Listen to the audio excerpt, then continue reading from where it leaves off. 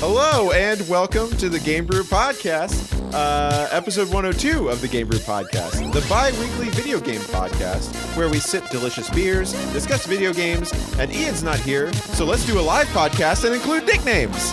I am your host, Dan Pyramid Head Rotz. Ooh, I'm very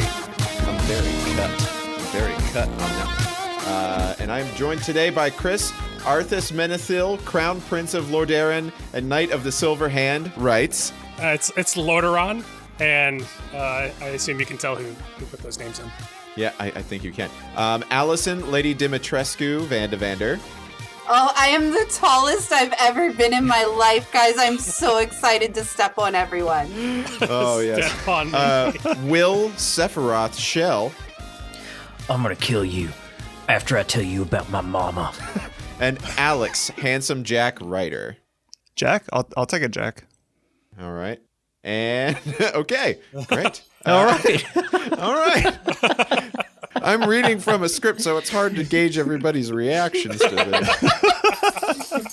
On the first half of the show, we're going to discuss where the love is in games. Where is the love in the games that we're playing? And on the second half, we're going to talk about why villains are always we're way more attracted to those boys and gals than we are to the main characters in the games. But first, it's time for a beer. Whoops. I turned on sticky keys. Oh, God. No, I'm fine. I'm good. Chris, what are we drinking this week? We're drinking a smorgasbord of different beers. So basically the requirement was either beers that are, love themed, or villain beers, or beers that we love in a villainous way. In a villainous way. Yeah, yes. So this week I have one from Adjurat Theory Brewing Company in Vint Hill, Virginia, which is near Manasses, called Abandon All Hope Hazy Imperial IPA. It's got a really cool label. Nice. Look at that. Ooh, I do like that. It's really cool. It's like Terminator-esque. Yeah. So it's a hazy IPA, you said? It's a hazy Imperial IPA. That's gonna make you drunk. Well, potentially. The potential for drunkenness It's is good though. high. Small bit. I like it. It contains lactose, apparently. Oh, nice. I am starting off with a love-themed beer. I am drinking I Love Lamp Pineapple Hefeweizen. That's awesome. That's a beer? It's by Evil Genius Beer Company. Oh, nice. That's awesome. And yeah, it is very bitey. Like, it's a Hefeweizen, but because of the pineapple's a bit of an aggressive fruit flavor. It's really bitey whenever you drink it. It's I really good, like though. that you were actually able to combine both themes into one, because, Evil Genius, that's It's a villain. evil. It's evil. And, And it's love themed. you love lamp. Where's the love? There's the love. Lamp. We all didn't do our homework right because Dan did. I'm the best. Who can we? What? He's an as A+. we all know. And we're Dan slightly- is very how is it? studious. How is it? It's good. It's good. It's fine. It's not my favorite. Is it juicy? Is it too much pineapple? It's not too much pineapple. I just think that for a Hefeweizen, it's a lot more aggressive than I would like. Yeah. Like Pineapple- a Weizen. Yeah, pineapple might be a little too much for that. Yeah, it's like orange is a nice subtlety that you can get from it, but pineapple's just really Pineapple is it's a not lot. subtle. It's a lot. But that's what I'm drinking. Righteous, my boy, my baby boy. What are you drinking? I'm drinking Firm Brewing Company, which is a new brewing company right down the street from me. Ooh. And this is one of the first 3 beers they made. This is a sour, and it is Run for the Rose Hips, and it has a whole bunch of rose hips and hibiscus. Oh. And it's pink. So I brought the roses today. Oh, yeah. Aw. Nice. Does that taste too floral? That sounds like soap in my mouth. It is very, very tart. It is. I don't know if anyone on the stream saw my first reaction, but when I took my first sip, my whole face just like shrunk into this little tiny ball.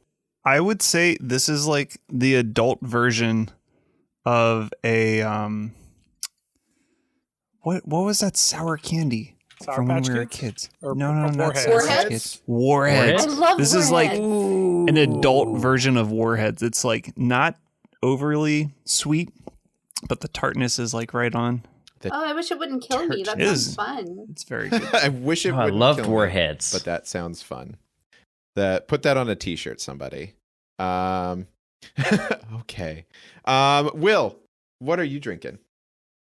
So I'm bringing the It's love Bud Light Platinum. to this episode. It's Bud Light Platinum, isn't it? No, it's not Bud Light Platinum. So it's actually a leftover beer from a previous episode where we did some fruit stuff. It's that Cider Boys Strawberry Magic. But what makes it relevant is I also have this bowl of chocolate here. You notice, and you know how I feel about snacks on the podcast. So what you do is take some chocolate, chew it, let it hit the tongue, real good. As soon as you swallow, take a drink. And three things happen. The first initial taste, really nice. It hits you. It's really good. It ends really, really amazing. It's just like this smooth, chocolatey, some sweetness or some tartness from the strawberry. It's a nice mixture. It's a great aftertaste in the in the mouth. But in the middle, there's this weird, just brief instance of just like severe bitterness before the nice part kicks in. And that's the villain part of it. But it starts nice, ends nice, but in the middle is just like a kick to the taste buds. Well, that's nice to know. I thought you were going to say that it was like in the beginning it was great, in the end it was great, and in the middle it was great. But instead it was much longer than I thought it was of a description. Yeah. You're super into the flavor combinations. It's M&M's and Yingling, isn't it? M&M's and Yingling is the best. Same thing. As soon as you swallow the M&M, take a drink of Yingling. It's amazing. But there's no bad middle part in it. Gotcha. Cool. And then Allison, what are you drinking? The villain Cabernet Sauvignon is what I'm drinking today. Ah, yes. Nice. And I think it's made by the same people who make 19 Crimes, which is one of my favorite reds for sure. Is the ones that they have, and this one's really, really good too. It's very tanniny, very bitey, I guess is the best way to put it. That's how I view tannins, at least. Okay. Super earthy, really good. I like it. It's a good red, but I still prefer 19 Crimes over this. So not my favorite red. All right. good. Not your favorite. What is? Yeah. Okay. Yeah. 19 Crimes. That's fine. My favorite red is the red part that you would use to make the fuchsia box in our script. Oh yeah, that's a good part. I think that's my favorite red. So, speaking of favorite reds, I've been playing a game about this week about being a bouncer in Great Britain, and they have red in their flag. That transition was smoother than a baby's bottom. Thank you. Would you say it's smoother than the chocolate that you would dip strawberries into? It's definitely smoother than the chocolate Will has. Everyone feel that's free a smooth chocolate. to rate the transitions. Yes, those are during our podcast. I feel like fun. I want to know afterwards how people think those went, because sometimes they're so good, and sometimes they're damn. Maybe what just happened. So, so I've been playing this game called Not Tonight. I was going to bypass that really mean thing you just said. I've been playing this game called Not Tonight. I actually played it on the stream on the Game Brew on Tuesday, which is usually Dan's stream time. So it's basically a 2D sort of bit type game, which is about you are in a post-apocalyptic, or not post-apocalyptic, post-Brexit dystopian Great Britain. So it's current. Kind of, except there's like everyone's been evicted unless you can confirm that you have like at least 2 parentages from Great Britain, and if not, you get bounced out. But in order for you to maintain your worth, you have to earn money and like pay rent in this block, and to do that, you have to be a bouncer. So your job is to, as you play, it's very Papers, Please, where it starts out as you're a bouncer at a small pub. And the first thing is like, okay, people are going to come up. They're going to give you their ID. You just have to make sure that they aren't under 18. If they're under 18, got to kick them out. If they're 18, you can let them in. And then you do that from like for a small amount of time, usually from like 23 hours until midnight or 21 hours until midnight. And then you do it again. And then it gets harder because that's like, oh, now I have to check the expiration date on the ID. Oh, now you have to make sure it's not a fake. So it has to have a little hologram in the right corner and a flag that's color. And then it's like, oh, then there's VIPs that you have to let in, and they're on a list and they're in a line to the right instead of a line Sounds to the like left. Work. I know. Will you? Is this like Papers, work. Please? Yeah. Is this set up like Papers, Please? Yes, it is very much like Papers, Please, where it's like you're still trying to figure out all these fancy things. You're trying to figure out what's going on. And there's like, basically it starts, when the game starts, there's this big explosion at a thing you're working. And then it goes back a year and it kind of examines all the events leading up to it. And it is kind of a virtual job sim, but it's fun. I've been playing on stream. It's fun just to kick people out of clubs. Would recommend. Let's go. Chris, I saw you playing this game. I'm playing the new hotness on the block. Yeah, I was going to say, it's a game type that I don't usually play too. Yeah, because I saw a bunch of articles about this and I was like, oh, maybe I'll play it just to see what it's about. But then you started playing it, so I was like, I don't have to. I'll let Chris tell me what's up. Yep, so we're talking about Valheim. It's the new survival game on the block. It's basically got a Viking skin to it, but it's got... it's got what you would expect. You basically are just plopped down in the middle of an area and you have to start punching trees to get sticks and then, finding rocks on the ground. Then you can make an axe and then you kind of go from there. But I think what I like about it the most is like, yes, it has that survival aspect, but it also has kind of like the RPG aspect that I really like. And, you can level up skills to do things more efficiently or run farther and faster and that sort of thing. And there's also kind of dungeon diving as well. So it's a lot less about survival all the time and more about exploration. And I think that's why I'm kind of enjoying it.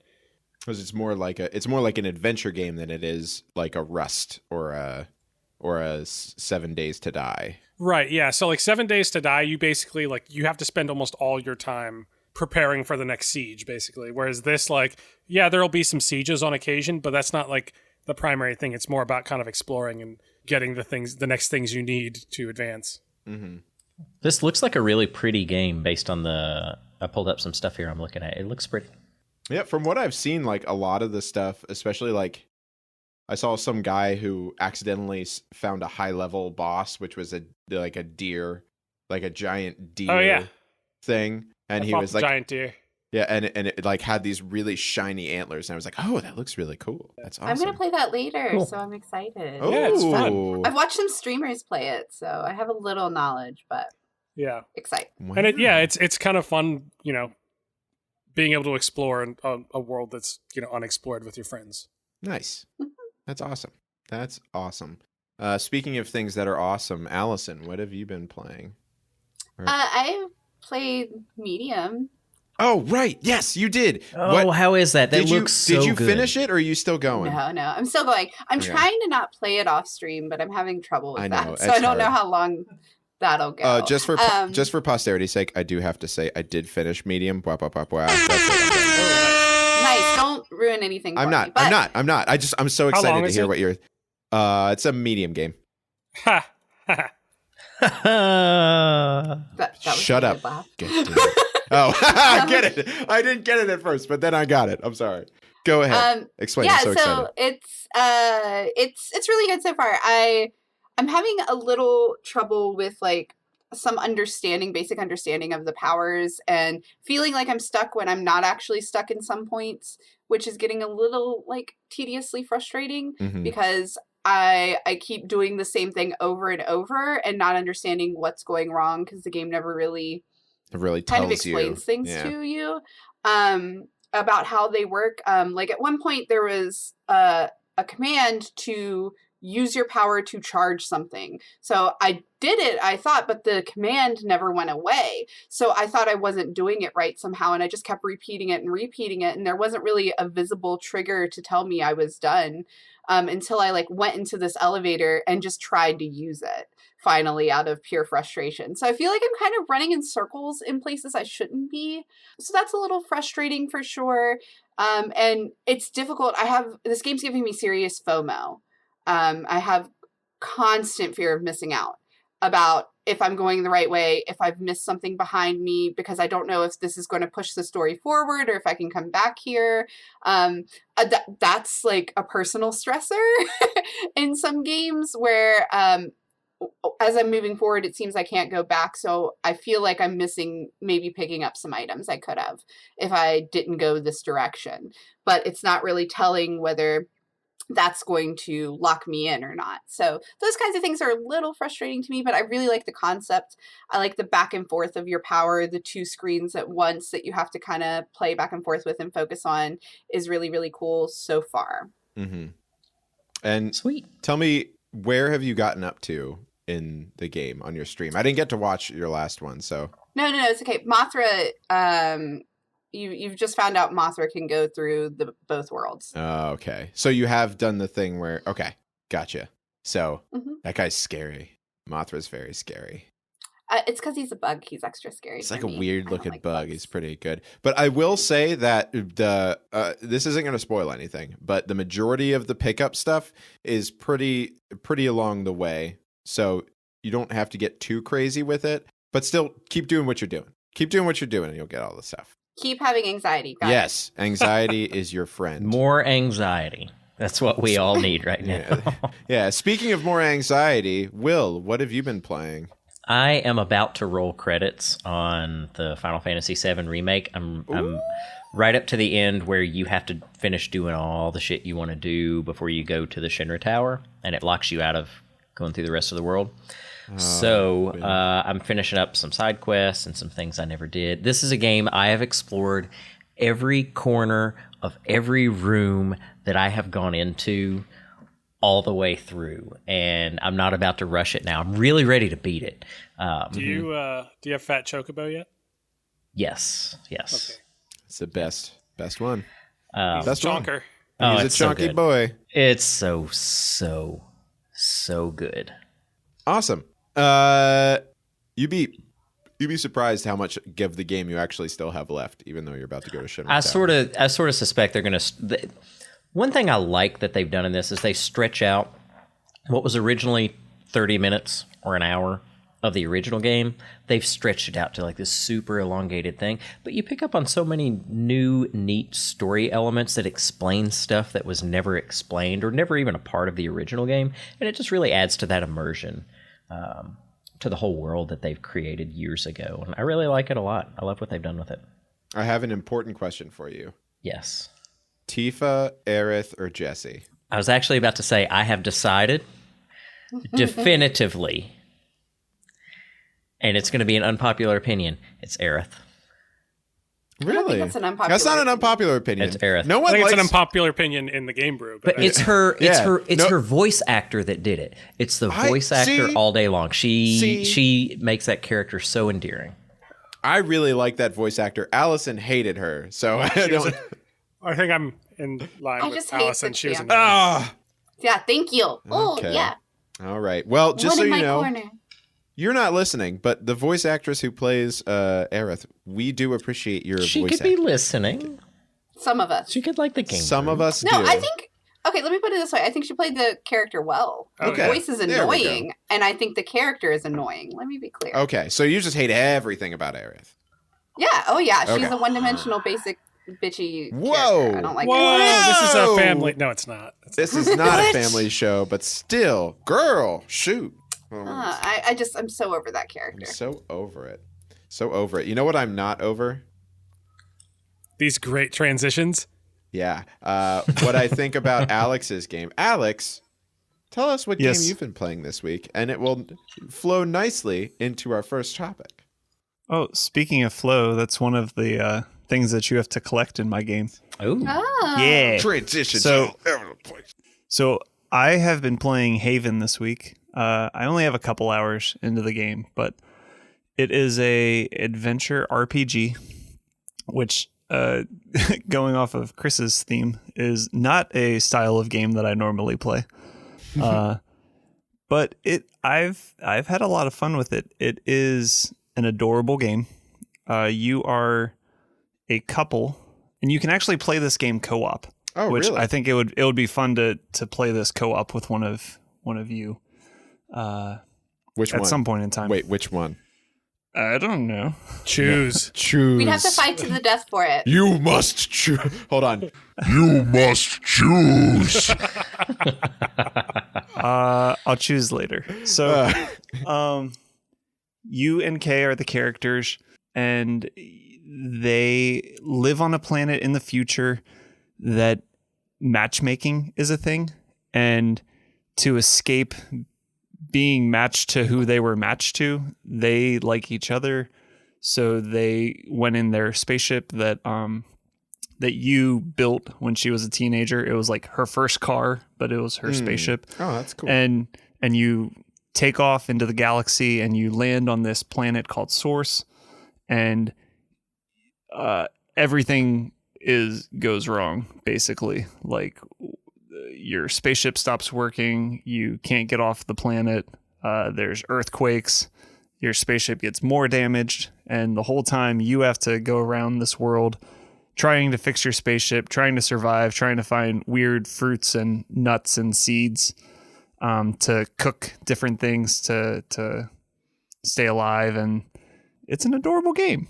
But the thing that is coolest, that I like the best about this game is the story is really, really well thought through, and the writing in the game is very impressive. The chemistry between the two characters is incredible, and it does a really good job of not being like a super sappy like love story, but their love is completely entangled into all of the conversation. But you don't get like hit on the head with it. Like, it's I guess a mature way to approach a relationship, and it feels very natural and normal. Like, it doesn't feel like it is some Hollywood made up story. Like, it feels like it is like an everyday type of like, oh, this is kind of how I talked with Amber when we first started dating. Aww. Type of thing. Oh, that's adorable. Relatable. Yeah. That's awesome. Okay, that's really cool. Well, I'm going to use this opportunity to kind of transition into our first topic, and I want you to kind of keep talking about that because that's kind of interesting. And our first topic is, why do we think that there's like a lack of like love stories in games, and not so much like, we know that there is love in games. We've all played Mass Effect, but Yeah, more we so, why isn't there a sort of focus on love? And I think that, and Ian actually brought up during our meeting, he said that I think Haven is really interesting because it is like, the story is, like you said, it is entangled with this idea of the love between these two characters. So, and it's kind of rare to see that these days, wouldn't you say? Yeah, I think it's hard to do and not be overtly cheesy. And I think that presents this big challenge. I also think that one of the reasons we don't see more just like strictly love stories is because love in video games has always been used as a more of like an end goal, but not a gameplay mechanic necessarily. And so it's like, you're trying to save the princess. You're trying to get back the person that was stolen from you. And so I think that when you're out in the middle of the woods fighting random creatures in this like unknown world to you, there isn't really room for those love emotions to kind of have an effect on the gameplay. But in a game like Haven, it's like your interactions with this character, and because it's a co-op style game, It's like you're interacting with this person that you are involved in during the entire game. Like it's the whole thing, and that's really what you mean by the entire. It's like it's not like you get to a point and it's like, oh yeah, you saved the princess, good job. It's like you're always together, and there's always this overarching, which I mean, that's how love should work. It's where it's like it's always there. It's not just whenever you're not stomping on turtle shells. There's a cool feature in Haven where you actually, like, if you've been walking around all day, or not walking, you don't actually walk in the game. You float over the ground because it's more you can go much faster by like floating and flying. They say a lot in the game, like how much they hate walking because it's so slow. But I agree. There's moments in the game where it's like you've been floating around all day, and then your characters just turn to each other and give each other a hug, and it's like plus 10 health automatically because you gave each other a hug. That's adorable. Hugs are healing. I agree. It's so nice. cute. We can't really don't go hugging random people though. I have to say right now, people just don't do that. Alex said something about love not being like a gameplay mechanic, and I think seeing more gameplay mechanics centered around relationship dynamics would be really, really cool, because we're so used to, it's just a trope that's been thrown into everything, and it's either a passive story element that you don't get to participate in, you just see the love story unfold, or it's something like Mass Effect where you're trying to get in somebody's pants, and like that's the ultimate end goal. There's really no actual story driven component or addition or meaningful contribution that romantic connection happens to have. And I think a gameplay element with that affects the way that you can proceed through the rest of the game is a really cool concept, like the health thing. Like more love equals more health. I really like that. That's cool. I think it just is so hard to really give that feeling to someone, because everyone's version of love is a little different. So it's usually either a gameplay mechanic or nothing, It's really hard to kind of break down love into zeros and ones, you know what I mean? Mm-hmm. Chris, can we name the title of our first album that we put out? Love in Zeros and Ones. We have to start an absolutely. No, but I you know what I mean? Like that's why it's broken down into like mini games and like objectives, like check marks on a list, because that's the only way it can really be portrayed very well in a video game. Florence was also a game that Ian mentioned during the meeting, and it's a game that I've played on my phone, and it does a kind of a good job of portraying the ups and downs of a relationship. By the game becomes almost easier and more fast paced when you're in love, and then like things start becoming more difficult, and you're doing these puzzles, and like the puzzle pieces just might not fit like they used to kind of show that you're not clicking with that person anymore. And I thought that was an interesting way of portraying it, but I don't know, it's really hard to gamify love. I guess that's my problem with modern games. I know that's kind of like probably not the best thing to say, but I have a lot of games I feel like certain emotions about, like old games, and I hold on to those games more than I do any new game anymore. Like all these games I pick up, I put down, I might finish it, I might not, but that's not how I used to play games. And I don't know kind of what happened to the storytelling of games in general. It's just not usually there anymore. And you're not wrong that it's difficult to like bring something like a love story that feels genuine into a game.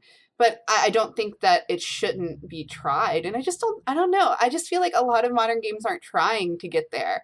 They're not trying to get that emotional connection with anything, including a love story. But like, I'm glad to hear that there's this game that Alex was playing, because I just haven't played anything like this. But I think about like Ico on PlayStation 2, which was just like this like really simple boy meets girl story. And there wasn't a lot of like real dialogue there that told the story.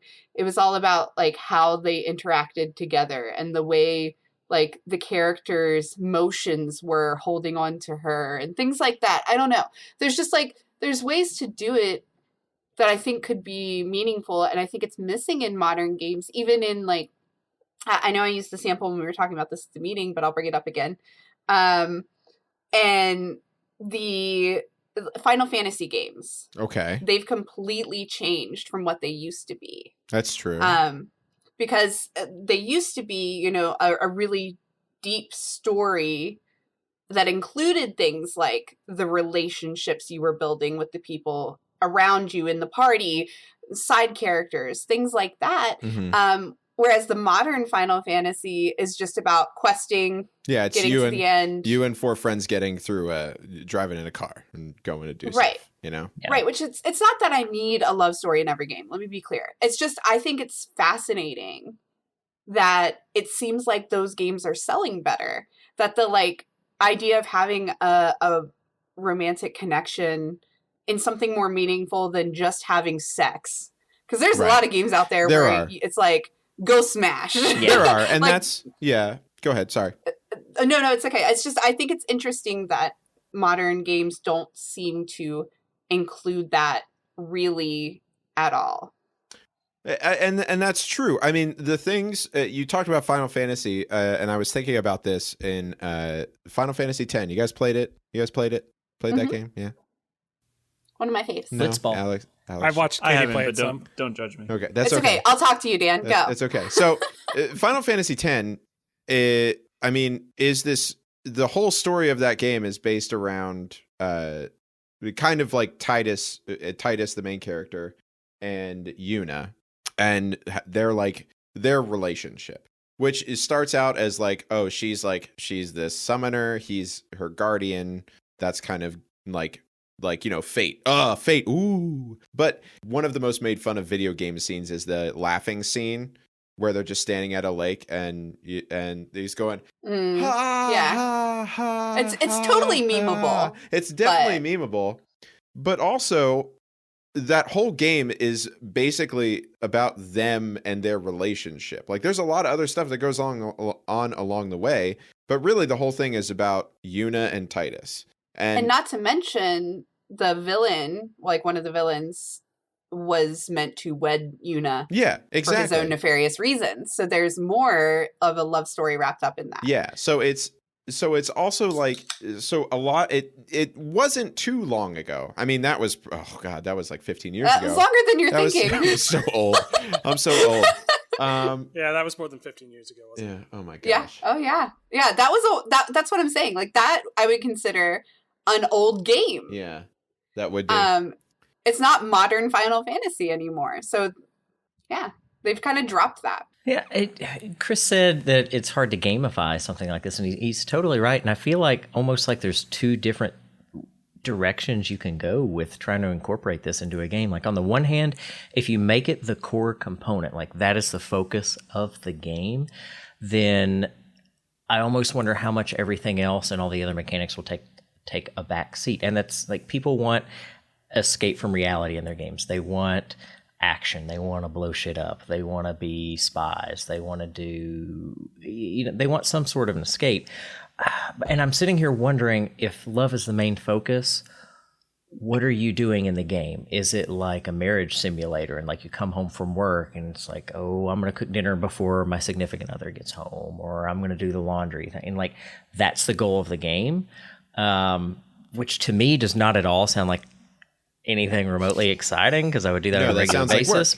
Yeah, that sounds like. Or the other direction you can kind of go with that is you can go like we have been and like what Haven is doing, and I really like the sounds of that, incorporating that as a more meaningful side mechanic that contributes to the core gameplay in such a way that it feels like you're building the relationship, and the game story elements wouldn't have the same outcome and the same emotional context if those weren't there. The gameplay would largely be the same, but the context of everything would be missing, and it just wouldn't have the same weighted effect. I feel like the thing there is like, it doesn't even have to be so cut and dry, and I think maybe that's the problem is people put these games into these boxes like that, where it's like it's wonderful to have a game like Ico or Haven that really has it intertwined really deeply into the mechanics. But I just think like a meaningful plot love story can be just as good in a game that maybe doesn't have any necessary repercussions on the actions of the game, or a Harvest Moon like game where that's your goal. Like somebody's going to go to that game wanting that goal that you're talking about, where you get married and you go and court the people in the town and things like that. But like I just think like it's missing, like I feel like it would be maybe missing in a movie I'm watching, where it's just like it's a natural part of life for many people. So I feel like it should be in some of these stories in some way, and it's just absent, so it feels weird. Yeah, it's not absent. It's just not done in a way that's fulfilling, I think, is the problem. Like, name your top games from last year. I mean, anybody spits them out. Doom. There's I love mean, there. he loves slaying demons. I will admit. I mean, but that's how I feel. I feel like the big games, like the AAA games, aren't doing it. Well, I mean, even like The Last of Us 2, which had like sort of a love. I mean, one of the overarching themes is like the character's love for Joel, but it's also mostly about revenge and like the which is fine, I which guess. Is fine, as long as it's there. That's the one that kind of stood out for me last year that actually had it. Yeah. Which for me was a big reason maybe it was getting awards like Best Story and things like that when it was going for Game of the Year kind of award like things. Because it had that piece that a lot of games are missing. But I mean, name another game that had a big plot device be a love story at all. Oh, I mean, Before I Forget was the one that I played. But that's an indie game. You're right. That's what I'm saying. Like, the indie games do it. The indie games are always doing the things the big games aren't doing, I feel like. I just think there's a big gaping hole in the profitable market, right, if you will. And right. I find that fascinating. That's just not... I don't know. It makes me worried about the next generation so much. Are they not going to have any empathy? None of them have any empathy. I don't think they do. Oh, this is terrible. I'm sorry, people with children. They're too busy playing Fortnite. Those darn kids with their Fortnite. I think that John Wick would make a great romantic video game because the love he has for that dog. I mean, it knows no bounds. No bounds. Fallout 4. It's just you and your dog. Just you and the dog. Okay. So kind of to finish out this little section, I'm going to hit you with some games. I want you to tell me if this is going to be a classic. This is actually a classic Kevin Stees. Is it a love song or a pirate song sort of Excellent. Thing? So is this game about love? Is it not about love? All right. So here we go. So Mario. Love. No. Pirate. Mario, he's a pirate. No, Bowser's a pirate. I think it's not about love. It's about possession. They weren't in love. He just felt ownership of her. There's my argument. Boom. Yar. Mass Effect 1, 2, 3, or Andromeda. About love. No. I think so. No? No. It happened to have some love in there, it. Or lust. There was lust in it. I guess it's about how I felt and the way I played it, I guess. How about Fire Emblem games? Oh, for me, it's about love. I can't comment on that. It's 50 love, 50 pirate. Can we do that? That's true. Loving pirate. Yeah. Tony Hawk's Pro Skater. Love. For Alex, it's love. Okay, no, pirate. This I'm interested. It is The Witcher 3, The Wild Hunt. Love. Pirate. So I wanted to mention this before, but I didn't want to say those words. Oh, damn it! Oh, I was in the same boat, Chris. So what I wanted to say is I think they purposefully add a nothing relationship at the beginning of the game so that you can get that out of the way and actually focus on the actual two relationships that are your options. Okay. Interesting.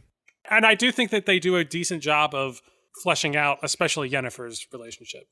Maybe I'm back to 50 love, 50 pirate for that as well. And I think that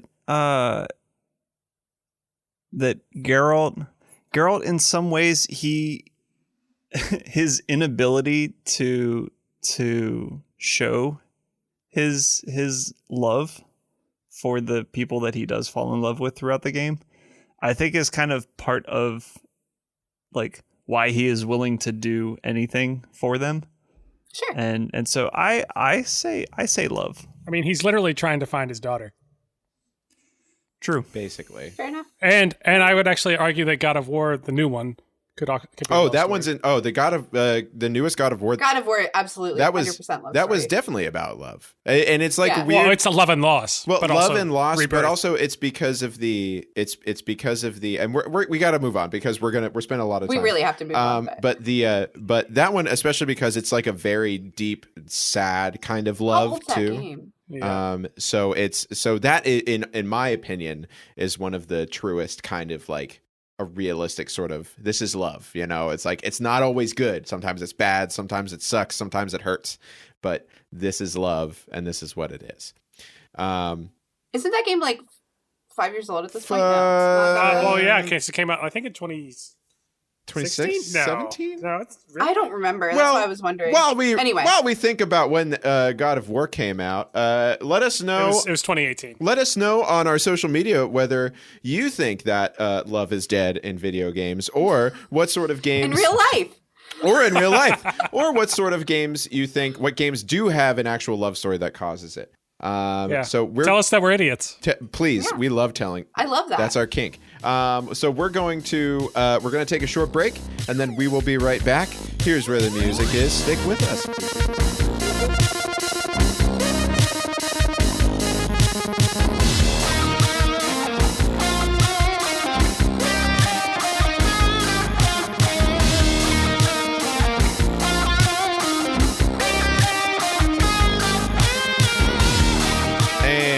Welcome back to the second half of the Game Brew podcast on our wonderful Valentine's Day love-themed episode. How's everybody's beers treating you so far?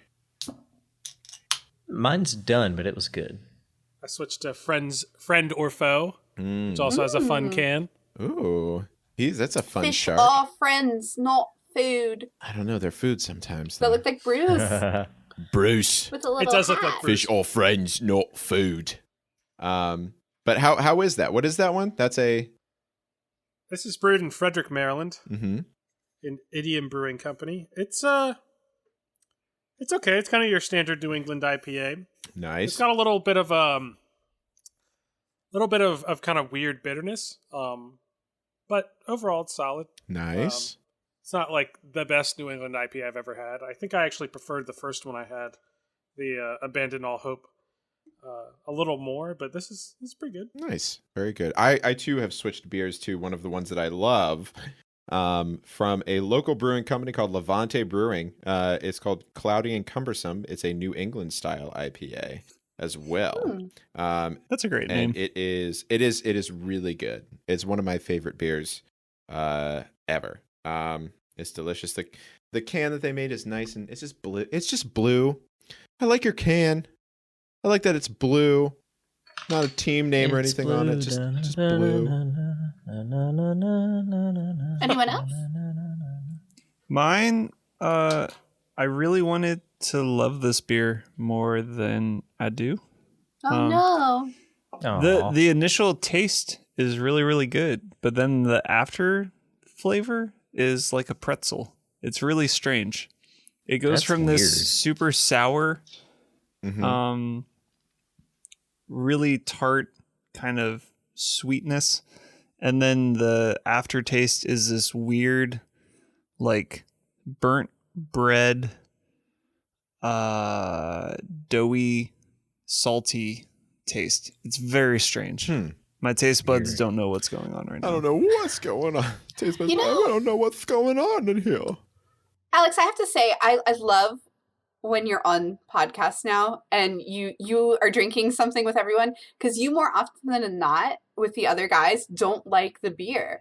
And I think that's so interesting to hear your perspective on why it's not as good as you want it to be. So I think that's really cool. I can't drink beer, so it's nice to hear somebody say, it's not good, and here's why. It's not that great. Well, I just like beer, you know? Right. I think, I feel like the consensus for the other guys is beer's good and stuff. Beer are good. I like beer. So there's rarely one that they hit that they're just like, I don't like this. But I think it's interesting to hear your perspective. Yeah, I'm a snob. I appreciate that. No, I'm a movie snob. I like opinions. Alex, you can come over and we'll pinky out the Bud Light Platinums. Hey, hey, did someone say I like bear? So I felt Yeah, you bear. Sorry. here, Sorry. I felt like this was getting me kind of drunk. And then I went and checked, and it's got 15% alcohol volume, APV. So I now understand why I'm getting a little drunk. That would make sense. That does make sense. That's a two-digit number. Yeah, this is a big cup, and I don't feel like I should have filled it quite as much as I did. That is a big, that's a big skull cup. You're doing fine. So, Coffee has an interesting question. Has chuggability been added as a rating for the beers that we drink? I mean, Interesting, it has not. we can add that onto it. We'll add that onto into our beer rating lexicon. Guide for you, Coffee. Das Yes, Boot. is a chuggability. So, Allison, chuggability? It's actually more drinkable the more I drink it, which is why I think I'm getting drunk. Because at first I was like, oh, this is really tanniny. But now that, it's coated in my mouth and I'm a little numb, totally chuggable. Yeah, chuggability. Yes. So speaking of chuggability, sometimes. I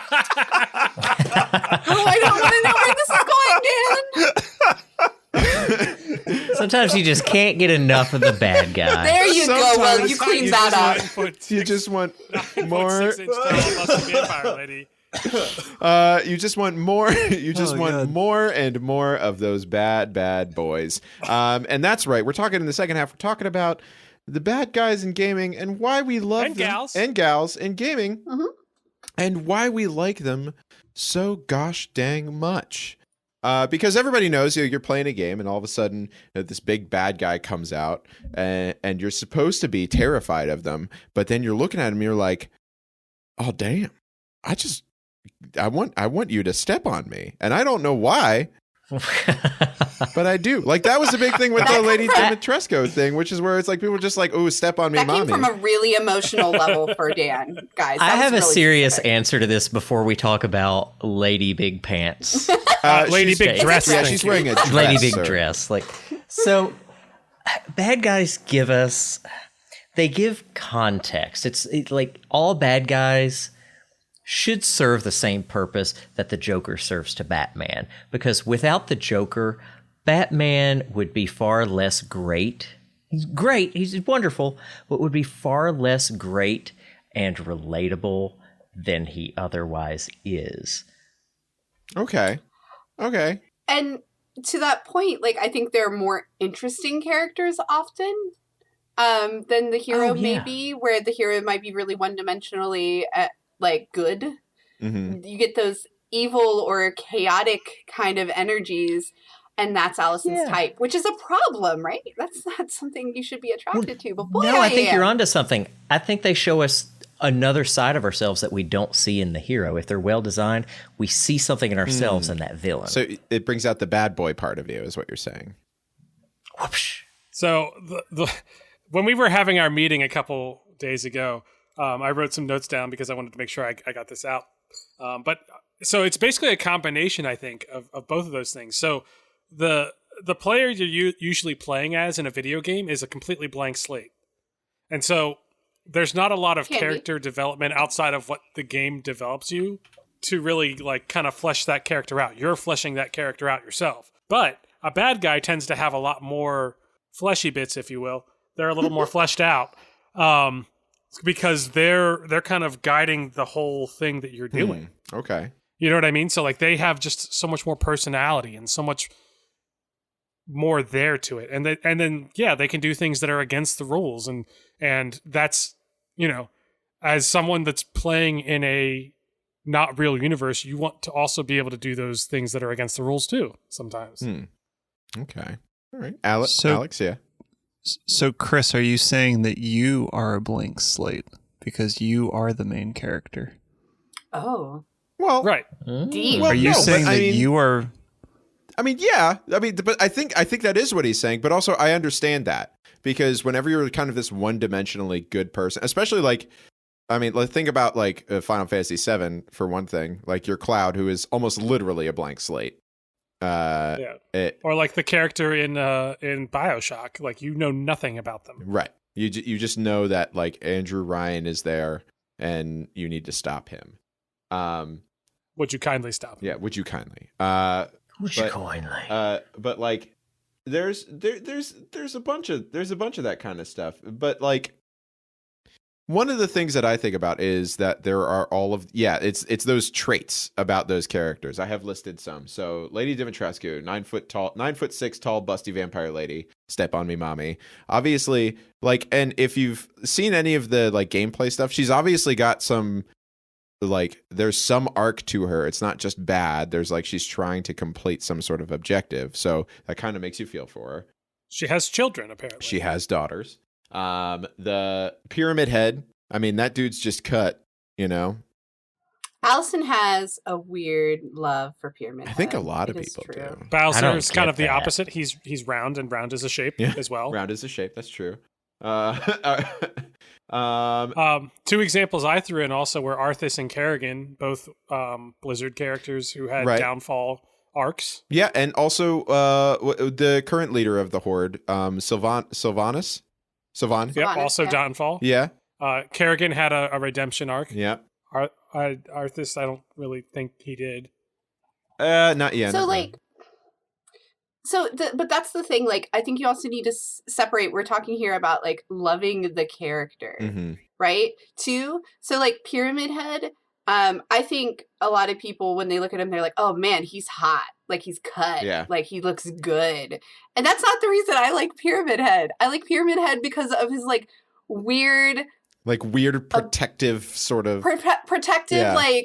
like crazy. I'll kill someone for you, love. Like that's nuts. But that's the same reason. Like Joker was my favorite in the Batman, or I liked him in Arkham games. Since we're talking about games, like I had a weird obsession with that character, and that's like I love Harley Quinn, and their relationship is so messed up. I want no relationship like that. Let me be clear. Start there. But I really love those characters. I love the interesting parts of them, and it made me like think those characters were lovable or hot or like my favorites of the series. And it's not necessarily that they were super crazy attractive. That's not something I'm going for with those parts. It was more the bits of the character that made them Right. interesting, I guess. But it does help whenever they're fairly attractive looking too. You're not wrong. There's lists and lists. And by the way, most of the lists are about hot female villains. I know. Good luck finding male I know villains. that I found that when I was This is researching. true. There's a lot of like, here's all this, and they're all from like fighting games too. It's true. And it's just like, Mhm. listen, just because they got big jiggly bouncy boobies doesn't mean that I think that they're sexy. They're also like ripping me in half and then eating my insides, and that's not what I want. Like Alien, the Alien, that's a female bad guy, and they just want to eat you. Well, and I think for me, it's like the downfall of the character is the part that makes them interesting. Right, because they are like, Because that's relatable. yeah, they do have faults. And I think like we talked about Sephiroth earlier, and I think Sephiroth is one of my favorite ones because like you kind of grow this understanding about him as to what, like, it starts out as he's like, ooh, big long sword, sexy scary man who can murder you. But also like you find out about his past is like he's really tortured. He's got some mommy issues, but like those, but Who doesn't have mommy issues? I mean, who doesn't? But like he would definitely listen to a lot of emo music whenever he was in high school, like if he were that kind of kid. But I'm pretty sure 95% of villains listen to emo music. oh, they have to. Which I did. So, and I'm a villain, Well- and we all know this. So Well, and speaking about Sephiroth, I would say he was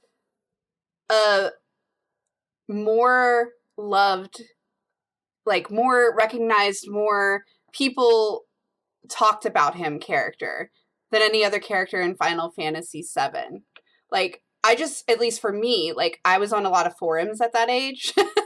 And the way people, like, talked about or had, you know, their icon or banner with Sephiroth, it was way massive compared to the way people talked about Cloud or Tifa or any of the other characters from the game, really. For me, it was just like people had this devotion to that character, an obsession with that character that was different from the other characters. Well, yeah, Chris highlighted that I think it was Chris anyways, that they're more sort of fleshed out and they're not a blank slate. And I think, again, people can really identify with a lot of what they see in the villains. Like, one of my favorite villains from video games actually is Harley Quinn from some of the Arkham games, because all she just wants like love and affection, and she just wants like to be accepted, and that's something I think we can all really relate to, and we can understand that like on a very, very fundamental level. And I think we see that in villains so easily because of how fleshed out and detailed those characters are as compared to a lot of the blank slates that we play, like Ganon and Link. Like Ganon, very fleshed out compared to Link. Link's just like, here's a cardboard box, go play, and like that's your character. Like you fill in the blanks. You know what I mean? Link is a cat. Well, I mean, but nobody's right, because, and we talked about that earlier, where it's like it's a blank slate. The main character is usually this blank slate for you to put. You basically make him your own, and you put your own dialogue in your head for as to like what he's saying and what he is. So because otherwise you wouldn't be able to play that character any way you want to. Right, you wouldn't be able to relate to it in that it's yourself. But then we have the bad guy who we relate to as they have like the tragic backstories and stuff. So I think we've talked a lot about them. Allison, you said my favorite was Sephiroth in the chat right now. Is it? It's not. No. It's the last one. That's what you said. You said it was one of my favorites. So my favorite is actually Albert Wesker from the Resident Evil series. Because number one, I mean, dude's just slick, you know? He's got like the slicked back blonde hair. He's got the cool sunglasses. He's very commanding. I guess I'm kind of subby in that sense, but but he's got cool sunglasses. He's kind of always there, and more than likely, he's going to transform into some weird, crazy murder monster at some point. Yes, Hannah, take notes. But more so the fact that he's kind of always there. You know, he's always around and he's always causing trouble. So he's really dedicated to one thing, and I think that's really important in a relationship. I think Resident Evil is really good at that. I mean, we talked about our new tall lady. So we have her coming out. There's Excella from Resident Evil 5. I think she was a favorite of many. Yes. So I think they're just really good at having villains that are like someone you just kind of are into for reasons you can't understand. Right. Okay. Well, I think also kind of it makes sense why we also really enjoy some of the anti-heroes that are in video games. That's true. Too. Anti-heroes are always my favorite. Yeah. That was never a question for me. Yeah, because it gives... Like Wario is 1,000 times more interesting than Mario. Oh, absolutely. Yeah, that upside down M is way better. But so Chris, so we're gonna kind of wrap it up in a tight little package. I want we can keep going after if everybody wants to. Yeah, that's fine. But for the sake of whoever's editing the podcast, we're going to kind of wrap up this part of it. So Chris, who is your favorite bad guy that you love?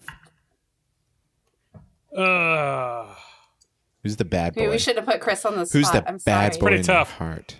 I mean, Arthas kind of just because he's just so damn badass. He's so badass, and it's just the really. But Arthas over Sylvanas. I'd go Sylvanas over. I mean, Sylvanas, but I connect more with Arthas. With Big Smashy Boy, but also the downfall. Like whenever you play Warcraft 3, whenever you play and watch the downfall of him, dude, he's literally Frosty Darth Vader. Basically. You're not wrong. Basically. And we all love Darth Vader. Who doesn't? I mean... I say, hey. All right. Next. All right. William. Honestly, I still probably have to go with... On the spot. Of all time, period, Darth Vader. But from video games and stuff that I've played, I really, really do like Harley Quinn's character in video games. And I support that. That's one of my most memorable. You did have the Mr. Vader license plate for a I little did while. have Mr. Vader. I need to get that back. Mr. Vader. Yes, you do. You and Carrie's husband would get along well. His says Chad Vader. Oh, nice. That's awesome. Also Anyway, fun. continue. Also fun. Alex? I am a big fan of the Joker. Mm-hmm. Classic. Mm-hmm. But my real love is GLaDOS. GLaDOS from Nice. Portal. Oh, GLaDOS is I good. love that. That's great. Yes. Also, the fact that she's This a is a robot. triumph. Yeah. This is a triumph. Okay, so why GLaDOS over Joker? So, because I love and hate GLaDOS at the same time. Right. Yeah. That makes sense. It's the same reason why people love Handsome Jack. He's hilarious, but he's also just the worst. Yes, absolutely. Yes. Joke. I think it's because I think it's mostly because Joker's character has been so developed outside of video games. Mm-hmm. You're right. Yep. If this was a comic topic, maybe it would be different. Yeah. But in terms of video games, GLaDOS is my GLaDOS? relationship. GLaDOS? Glad OS. GLaDOS. DOS or GLaDOS. And Allison. So it's Pyramid Head. It's Pyramid. I've already talked about it. We won't talk about it again. We know why. What I'll say, since I've already kind of done mine, Joker is definitely a top, but like Alex said, it would be comic. Pyramid Head for the reasons that I stated. I even get awkward around Pyramid Head cosplayers, which is weird for me because I never thought I'd be that person, but I do. I can't even take pictures with them as much as I want to. It's really terrible. Do you just get quiet and just like can't really speak? I do. No, you have no idea. The first time it happened, I was like, "What's happening to me? This is weird." That's a guy in an outfit. Anyway, I'm gonna be Chonky Pyramid Head next time we go to MagFest. Yes. I'll just like I'll blush and like fangirl. But one thing I would just want to discuss, since I'm not going to talk about my favorite, is the villains of Far Cry. I just want to say the villains in Far Cry are some of the most interesting. They're just like twisted, but like really well developed and kind of hot in their own weird ways kind of characters. So I'm just going to throw that out there. There's multiples. Voss Montenegro for sure comes to mind. And I mean, he's kind of like the face of that Far Cry game in a lot of ways. So I just wanted to throw them out there because I don't think many people think about them in this way, but those are definitely characters that I'm like, they're interesting. They're cool. I kind of love them. So. All right. Cool. Well, and with that, I'm going to give... Did you mean Far Cry? Did I say, what did I say? You said Fallout, but you meant... Sorry, I've drank a lot. I meant Far Cry. Thank Far you Cry. for the edit. We're going to splice in that Far Cry. Just, Allison, just say Far Cry. Far Cry. There we go. We're going to splice it in whenever we do the recording. Yeah, please don't make me look stupid. Everybody on Twitch already knows. It's fine. It's fine. I drank a lot of But wine. also Pagan Min was great too. Yeah. Anyways. Yeah. Oh, yes. Like I said, many of them. Anyway. Yeah. So, I mean, with that, if you listener, dear listener, how are you? If you have any bad guys in video games that you love or are in sexy love with, you should let us know. And there are many ways you can do that. The first of which is you can tweet at us, hashtag dadbodpyramidhead on Twitter. Tweet at me, bro. On Twitter, on Instagram, on Facebook at The Game Brew. You can also come chat with us and hang out in the Discord by going to bit.ly/discobrew, DISCOBREW. Or you can email us at thegamebrew@gmail.com. Yeah, so that's where you can do all that stuff, and be sure to listen, tell your friends to listen to the podcast and tell us what their favorite stuff is. And if you find the chance to rate and review the podcast, please do that on your favorite podcatchers. And with that, I think we're going to say good night, everybody. So say good night, everybody. Good night. Good night, everybody. Again, 1 second. Chris, if you can dad bod pyramid head, I will do a thick girl, like nurse. Yes. I'll just be Chalky Period.